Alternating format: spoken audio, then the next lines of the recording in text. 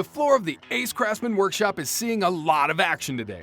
This time, Ace expert Mike Jakubowski has a project for me, and it sounds like a DIY that any weekend warrior can get behind. Mike, you're gonna show us how to protect that garage or basement floor today. That's right, Ryan. You can paint your garage floor, your basement floor, any concrete flooring anywhere in your home. Rust-Oleum makes a product, and it's epoxy painting. Put some decorative flakes in it.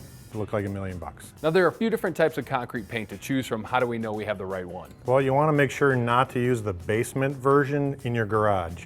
The weight from the car will peel up the paint on your tires if you're not using the garage version of the paint. The painting is the easy part. The prep is the most important. Dirt, oil, grease, paint, whatever's left on the floor, you want to get that stuff off of there. You'll need some supplies to get your floor squeaky clean, including a bristle broom and a watering can. Then for the painting, you'll need the floor coating kit, a paint tray, a paint roller and extender, and a paintbrush. As Mike said, this project is all about the prep. Since we're not working in a real garage, we'll just walk you through the cleaning portion of the project. First, scrub the floor with a broom and rinse out the garage with water to remove any debris on the surface. In the box, you'll find the etching product. You're going to mix this in to water in a sprinkling can. This is going to scratch up the top of the concrete. It's a chemical etching. You're taking any sort of gloss off the top of the concrete floor, anything that's left over from you not cleaning. After etching, give the garage a good rinse and let it dry completely before moving on to painting.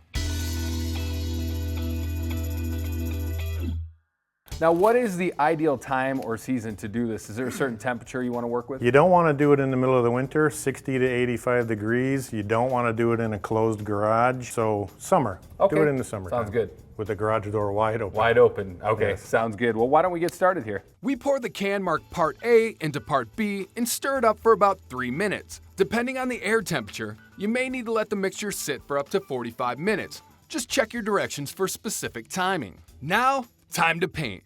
You'll start with a paintbrush and use that to get the edges of the floor. Then, it's rolling time. We're going to dip the roller in the roller tray, get it full of paint, apply it to the floor. We're going to do about 4 feet by 4 feet-ish, and then we're going to sprinkle some pretty little flakes onto the floor. Pretty little flakes, they are. Well, they're manly pretty. They're manly flakes.